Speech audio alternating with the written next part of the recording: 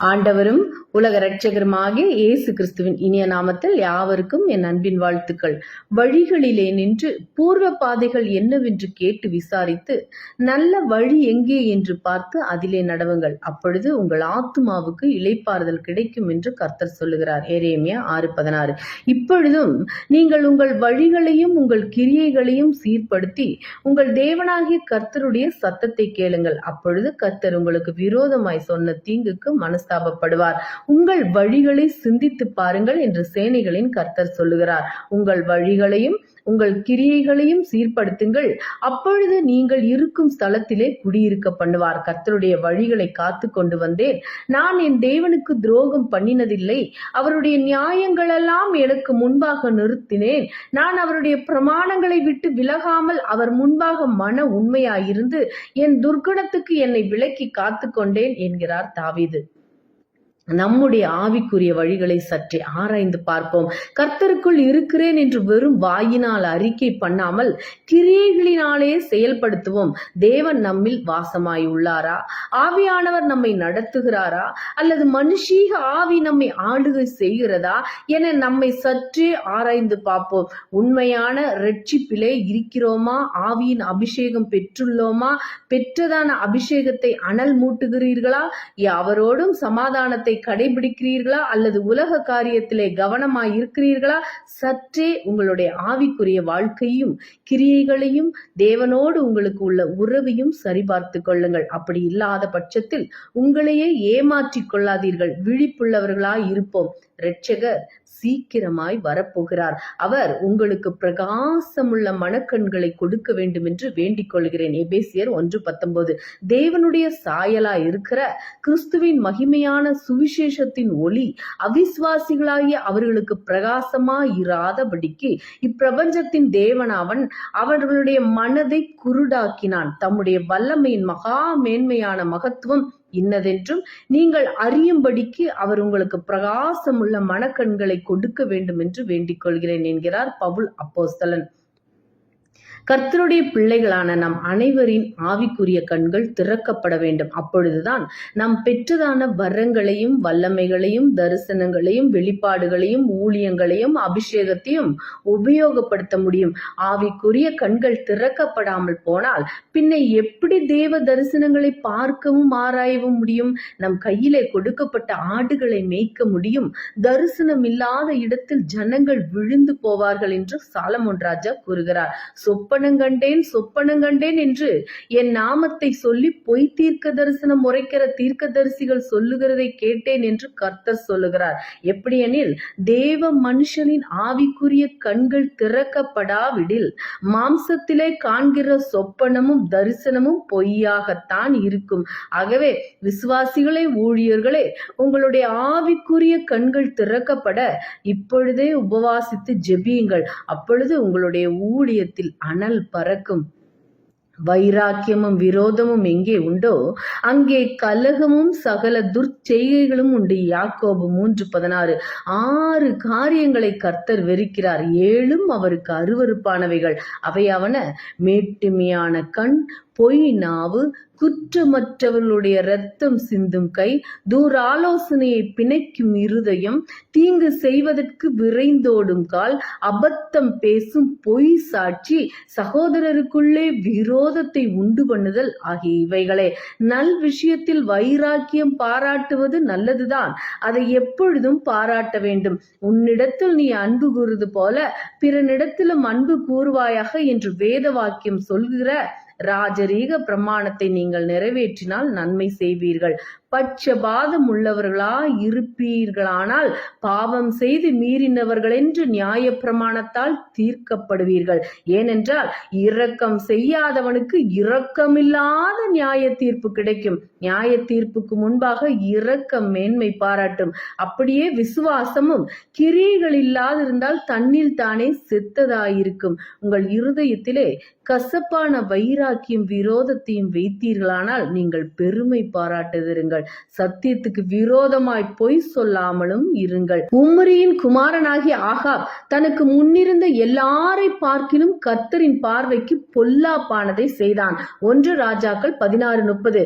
கர்த்தர் எசபேலை குறித்தும் ஆகாப்பை குறித்தும் சொன்ன வார்த்தைகள்: நாய்கள் எசபேலை யெஸ்ரயேலின் மதில் அருகே தின்னும். ஆகாப்பின் சந்ததியில் பட்டணத்திலே சாகிறவனை நாய்களும் வெளியில் சாகிறவனை ஆகாயத்து பறவைகளும் தின்னும் என்றார். ஆகாப் இந்த வார்த்தைகளை கேட்டபோது தன் வஸ்திரங்களை கிழித்து தன் சரீரத்தின் மேல் இரட்டை போர்த்தி கொண்டு உபவாசம் பண்ணி இரட்டிலே படுத்து தாழ்மையாய் நடந்து கொண்டான். அவர் மரணத்துக்கு ஏதுவாய் இருந்தும் தன்னை தாழ்த்தினதினாலே அவரின் உயிர் அவருக்கு கிடைத்த பொக்கிஷமாகும்.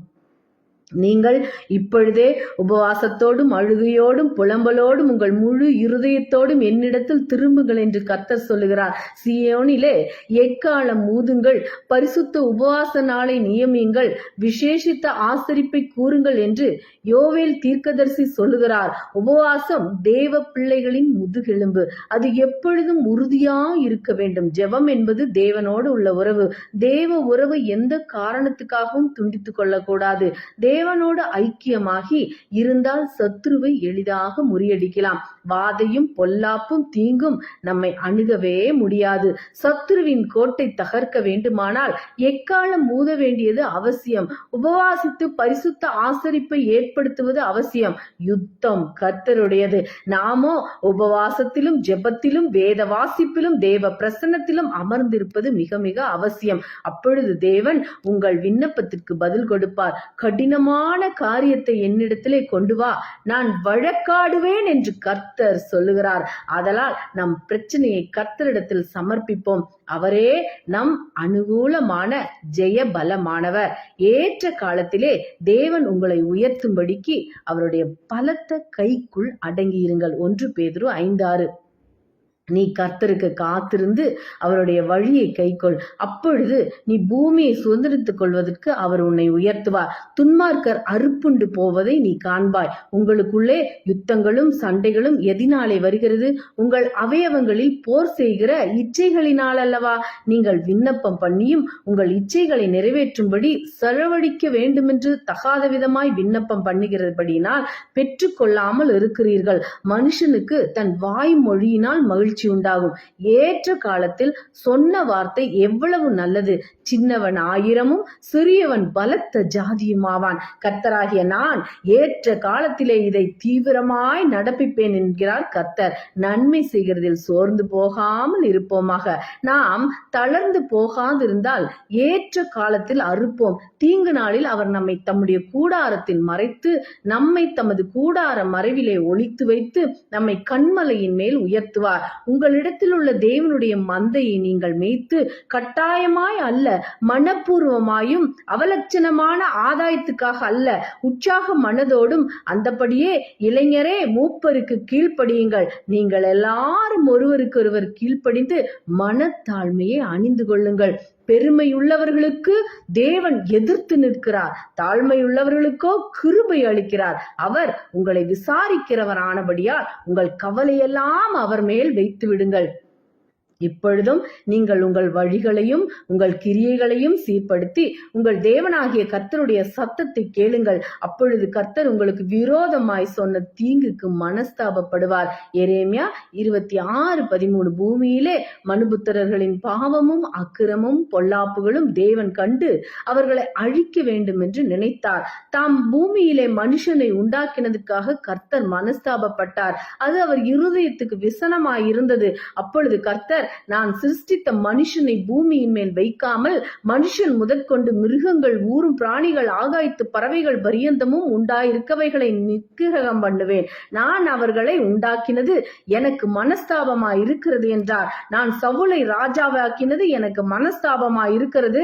அவன் என்னை விட்டு திரும்பி என் வார்த்தைகளை நிறைவேற்றாமல் போனான் என்றார். எருசலேமையும் அழிக்க தேவன் ஒரு தூதனை அனுப்பினார். ஆனாலும் அவன் அழிக்கையில் கர்த்தர் பார்த்து அந்த தீங்குக்கு மனஸ்தாபப்பட்டு சங்கரிக்கிற தூதனை நோக்கி, போதும், இப்போது உன் கையை நிறுத்து என்றார். அவர்கள் கூப்பிடுதலை அவர் கேட்கும் போதே அவர்களுக்கு உண்டான இடுக்கத்தை அவர் கண்ணோக்கி அவர்களுக்காக தமது உடன்படிக்கையை நினைத்து தமது மிகுந்த கிருபையின்படி மனஸ்தாபப்பட்டு அவர்களை சிறைப்பிடித்த யாவரும் அவர்களுக்கு இறங்கும்படி செய்தார்.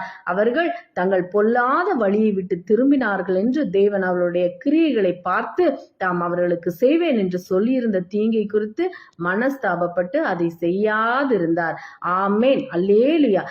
நீங்கள் ஆசீர்வதிக்கப்பட்டவர்கள். தேவன் தாமே இந்த வார்த்தைகளின் மூலம் உங்கள் யாவரையும் ஆசீர்வதிப்பாராக. ஆமேன். Praise God.